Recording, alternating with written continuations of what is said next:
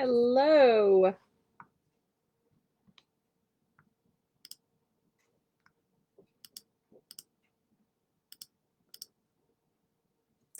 Hello. Okay, I'm going to give everybody a few minutes to hop on here, and then I'm going to pull up my questions and adjust my computer screen real quick. I'm so excited to be here, so excited to have all of you here today.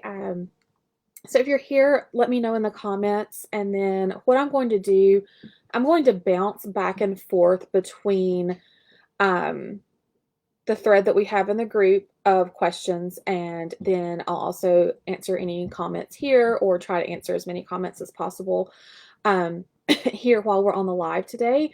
And then if you're watching the replay, let me know in the comments that you're watching the replay. And then if you have questions as you're watching the replay, feel free to drop them in the comments and I'll do my best to come back and answer them. So I have about 30 minutes, so I'm going to get to as many questions as I can in this time, and then we'll plan another live here in the next few weeks, hopefully. I appreciate all of y'all's patience. While I know that I said I was going live a few weeks ago, but it seems like it's been an endless barrage in our household of sickness and then just crazy busyness. We're going through renovations, and it's been a fun few weeks. So I appreciate everybody's patience, and I love how interactive you all are in this group. So super excited to be here. Let's see. Hey, Robin. Hey, Hilda. It's so nice to have you guys here. Like I said before, if you missed it, if you're here, let me know in the comments. If you have questions, I'm going put them in the comments. I may not see them right away, but I'll hop back over and, like I said, try and answer as many as possible. So I am going to go over to the thread that we have in the group and start answering some questions there. And then I'll hop back over here and answer questions that you guys put here as well. So the first question is, Elizabeth asked, which niches are seeing the best results with web stories? You know, that's kind of a difficult question to answer or to pin down.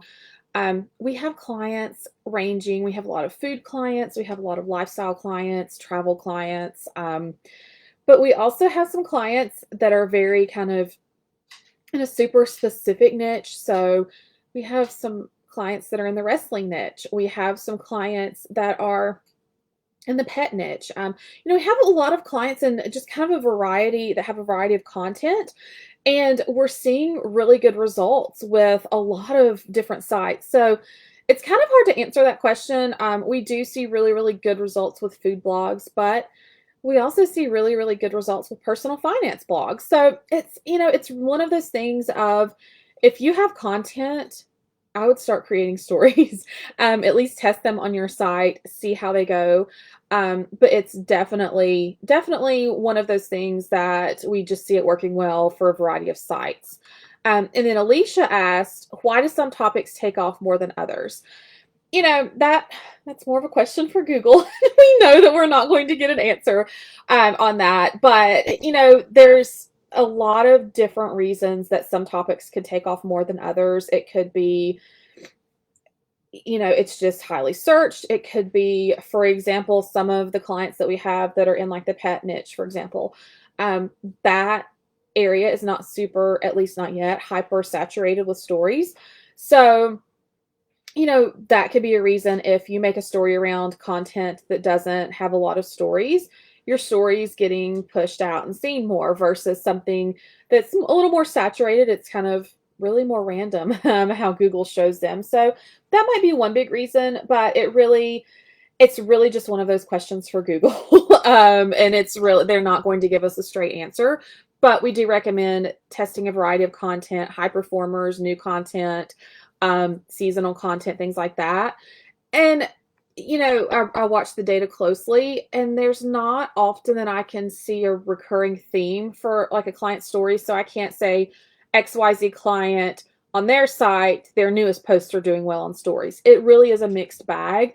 And that's why you'll hear me recommend to create stories around different types of content. So like I said, high performing content, your top posts, basically, new post, seasonal content, and kind of mix it up, and then see if you can tell what Google's pushing out the most on your site. Often it's a little difficult to tell. So that's why I kind of recommend testing a variety of types of content. Let's see, let me go back over this thread. Okay, so somebody asked, can you create multiple web stories per post? And yes, the answer is absolutely yes.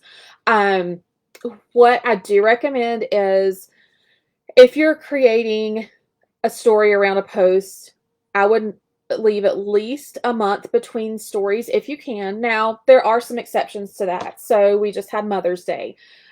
We had some clients that had some really kind of super time sensitive Mother's Day posts. They published them, April 15th. So between April 15th and Mother's Day, we did 2 or 3 stories around those posts.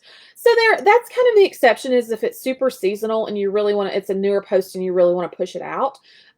Otherwise, if it's like a top performing post and one story did really good, I would wait about a month between publishing one story and publishing the next, if that makes sense. Let's see.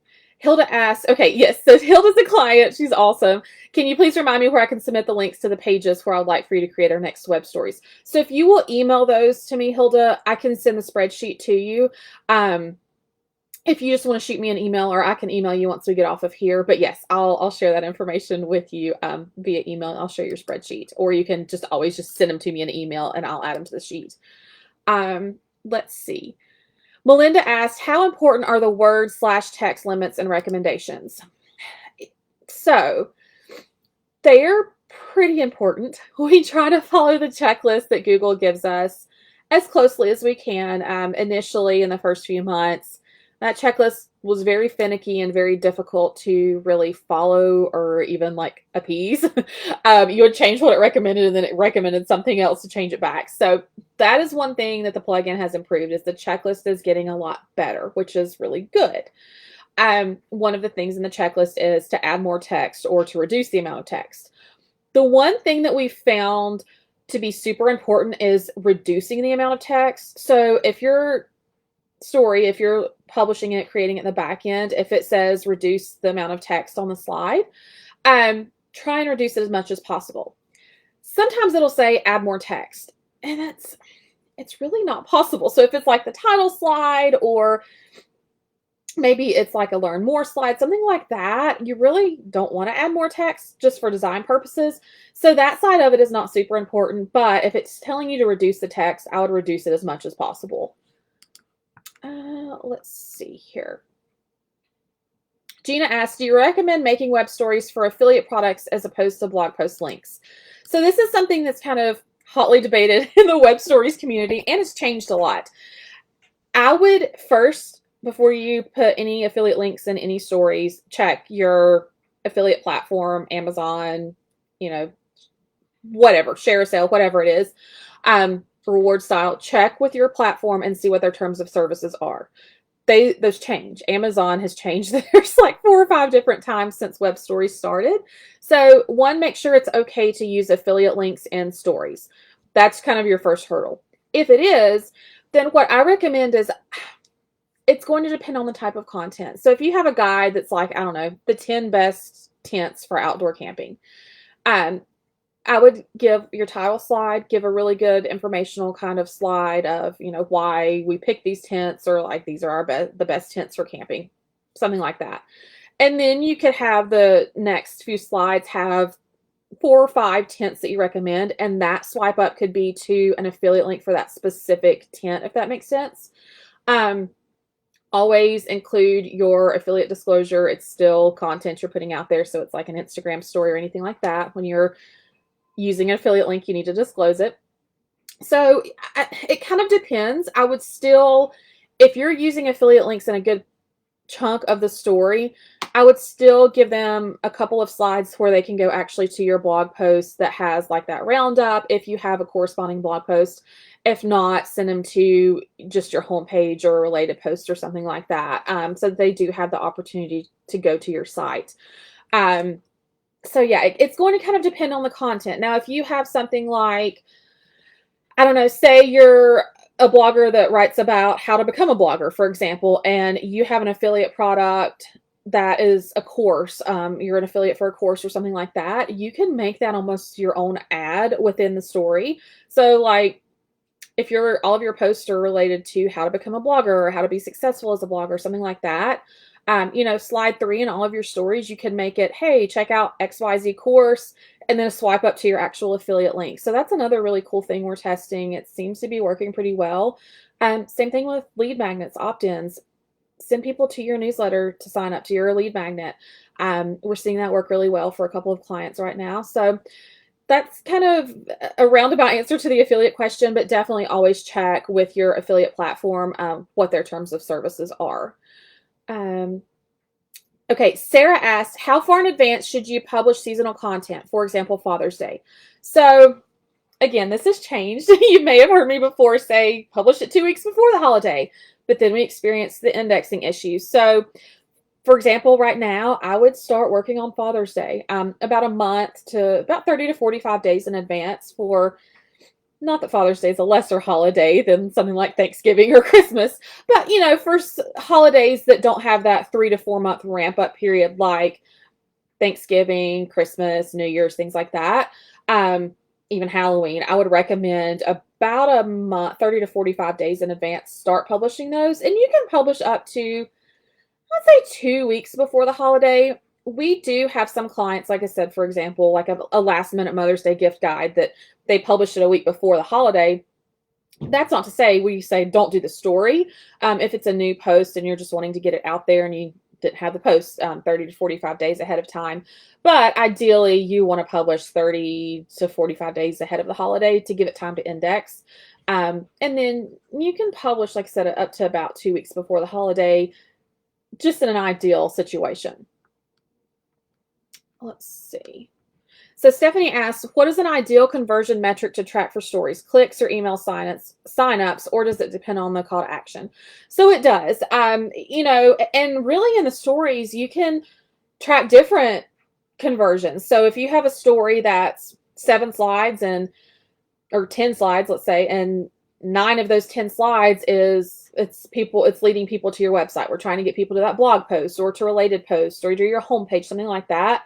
And then your last slide is, hey, sign up for my email list. You can kind of track those 2 different conversions and see what's working well.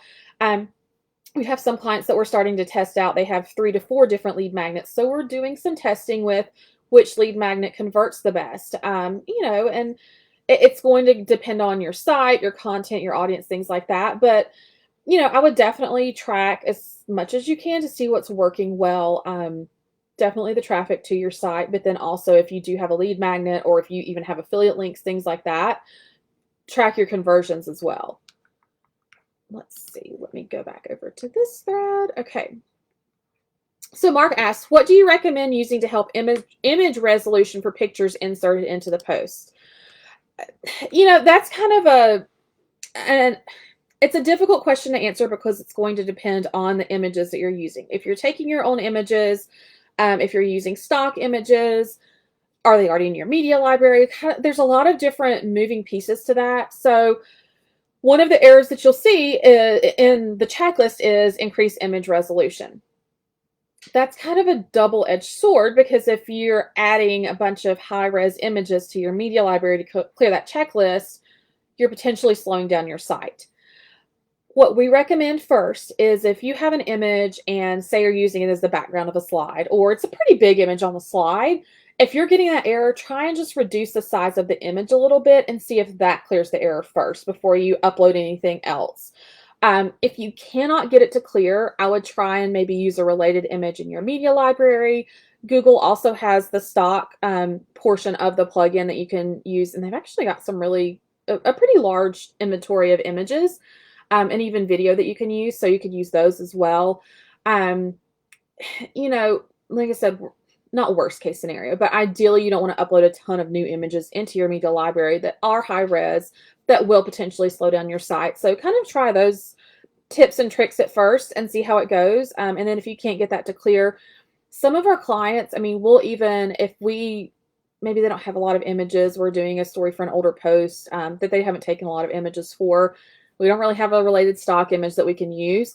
We'll even make the background of the slide just like a solid color, an eye-catching color. And and add the text to it. Now, I wouldn't do that for the entire story, but every single slide doesn't have to have an image. It's ideal if you can, but it doesn't have to. So that's another option, is if you can't get the image to work on just like, say, one slide, just take the image off the slide, use a colored background, and make the text, kind of catchy, and that works really well too. And then Christina asks, okay, so she asked kind of the same question: how long before an event holiday should you publish a related story? So that has been answered. And then Kelsey asked, can you show how to add short video clips to web stories? So I'm not going to share my screen today and show that, just because I don't have any video prepared to show you all, and I don't want you to sit and watch me clip out video. That's not a good use of your time. But there are kind of some caveats that I will mention when you're using video in stories. One, we've tested stories with video versus stories with just static images.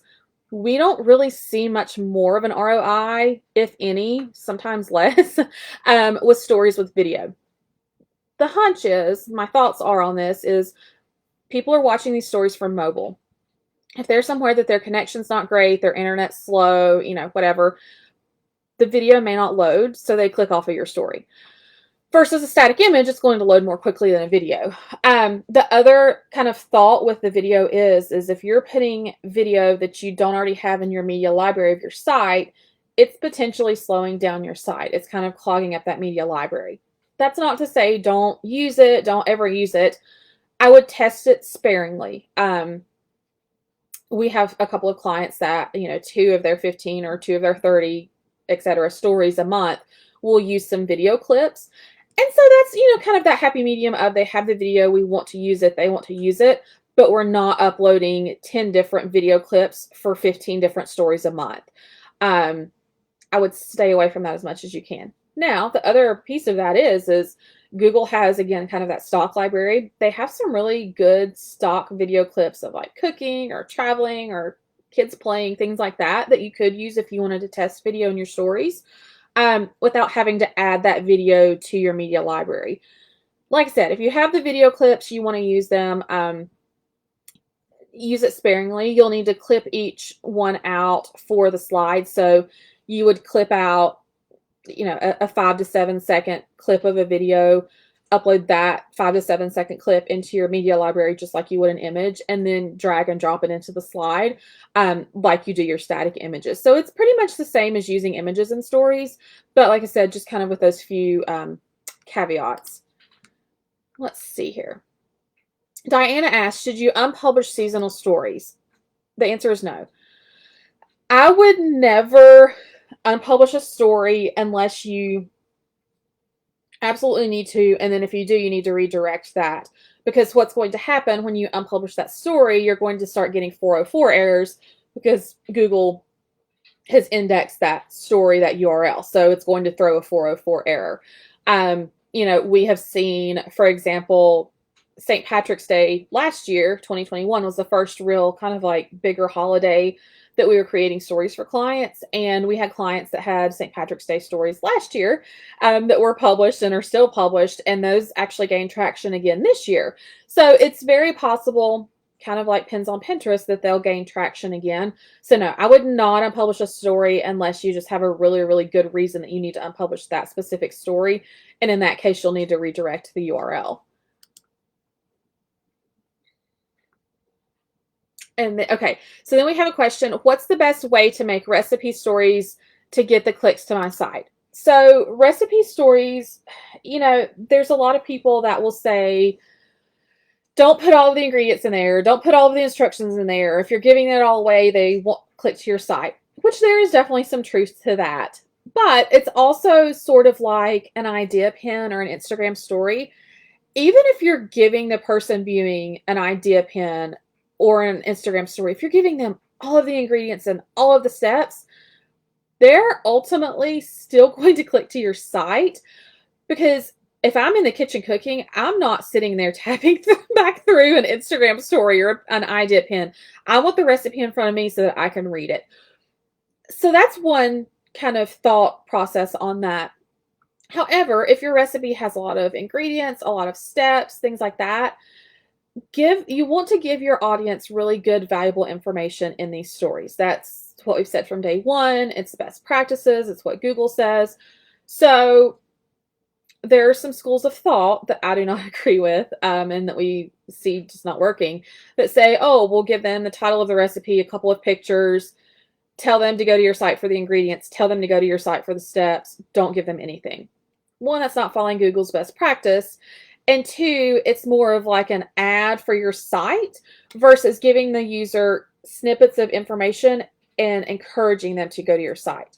When somebody sees an ad for your site and they've never seen your site before, it really kind of discourages them versus gives them the idea, hey, this person's an expert. This recipe looks really good. I'm going to go to their site. So it's a difficult balance of giving them information, not putting 20,000 slides in the story, but also encouraging them to click through. So if you have an ingredient slide, give them the ingredients, and then for your call to action at the bottom, put full ingredients and add, of course, the link to go to your site. So, it's a lot of trial and error. There's not really a solid formula that I could tell you without looking at your site, looking at your stories that you've done, things like that, to say this is what will work for your site. But trial and error, try a few different templates, things like that, and really just kind of track your data and see what works the best. And that's with any type of site, whether it be recipe, travel, anything like that. You want to track the data and see what's working well for your site. And let's see, Mark asks, please help with the potential indexing issues. Okay, and I was reading the rest of his note. So the indexing issues are something that we've noticed since about October of last year. They're very frustrating. I know a lot of you have experienced them. I've experienced them myself. We've had clients experience them. It's very frustrating, and it seems like they go and they come. Google has told us directly a few times they're working on it, but we know how that goes. So there's really nothing that you can do to make them index quicker, other than when you publish a story, go into your search console and check the URL, and if it hasn't been indexed, click request indexing. I will do that for every story that you publish if you notice your stories are not being indexed. Also, depending on what SEO plugin you're using, make sure that it's set up for web stories. Make sure, and this is just a general, for site. I had a client recently where her sitemap wasn't even submitted into Search Console. Make sure your sitemaps are submitted. If you have the budget, maybe work with an SEO expert to kind of troubleshoot if none of your stories are indexing. Is it a sitemap issue? Is it a plugin issue? Is it, what's going on? If it's kind of hit or miss and you're seeing like 2 or 3, it takes stories 2 or 3 days to index, or even a week. That's more of the Google error than it is like an overarching issue with your sitemap, things like that. So it's going to be kind of a case-by-case basis with that, but definitely recommend making sure that your stories are indexing. And then let's see. Okay, Robin asks, where can you get the video stock content from Google? It is. So it's already on the tab. So if you go into your Google plugin or your Web Stories plugin, and there's like the uploads kind of tab over to the left, depending on the version, the design tab, and the uploads are your media library. And then right beside of it is your stock library. And so that's where if you search for, I don't know, cooking, it will show you images, but then it also shows you stock videos that you can use in that library. So yes, it's on the same tab. Sarah asks, is it a terrible idea to add a slide to an already published story? It's not. If a story's doing really, really well, like it's gone bonkers the past couple of days, I try not to touch it while it's like in its viral phase, is what we call it. 2-3 days, even a week, however long. Now, if it's done really well, or maybe it even didn't do so well, but if it's not getting a ton of active traffic like today, yesterday, 2 days ago, absolutely. You can add a slide, you can update it, and then you can either republish it for today's date, or you can just save it and save it with the new information. So no, not a terrible idea at all to add anything to it. We've tested this a little bit, and it has a tad of an ROI, but not enough for the time that you would spend on it. But some people will go in and they'll go to like a story that was published 6 months ago, and they'll like swap out images or change up the text a little bit and then republish it. I mean, it can work, but not always a great ROI of your, or, a great spend of your time, if that makes sense. So no, but you can always update a story. We haven't seen that negatively impact anything at all. And then let me look here. Okay. So I think that's all of the questions in that thread. I have about, looks like 3 minutes left. So we got through those pretty quickly, which I'm glad that I was able to hopefully answer all of the questions in the original comment thread. I think I answered all of the ones here in the comments. Does anybody else have any last minute questions, thoughts? I know I will say that the plugin has been terribly glitchy lately. A few of you know that. You've seen my post about it. I try to keep you all as updated as possible. Things seem to be smoothing out on most sites. Now, that's not to say we haven't seen glitches. We are still seeing some odd, just like glitches with like the story not being able to save, or it reverting back to a previous version, just some odd different things that we've seen. But the overall, like, we know these issues are going on pretty much every single site. That seems to have settled down with the most recent version of the plugin. Like I said, not to say that there aren't still some glitches going around, but things do seem to be smoother sailing, knock on wood, for now, which I'm sure that will change. But let's see, let me make sure there are no more comments that I need to answer. Okay. Perfect. So if you all have any questions, if you're watching the replay, let me know in the comments. If you were here live today and you think of a question, 10 minutes down the road, feel free to leave it here in the comments. I'll do my best to come back and address it as quickly as I can. And then if you all have any questions for me, feel free to always reach out in the group. I do my best to answer as often as I can, as quick as I can. But I know that you understand also that it's a little busy over here. And then if you decide, hey, I want to make stories, or they're working really well for me, but I don't have time, feel free to reach out. I've left my website here in the description. We have services. We offer full web story management, creation. You don't have to touch a thing if you don't want to. I also have my course, my masterclass, that a lot of you are a part of. It's available on the website. So yeah, there's a few different options, a few different ways to work with us. If you have, like I said, questions after the fact, drop them here. Thank you all so much for being here today and just being a part of the group. I really appreciate it.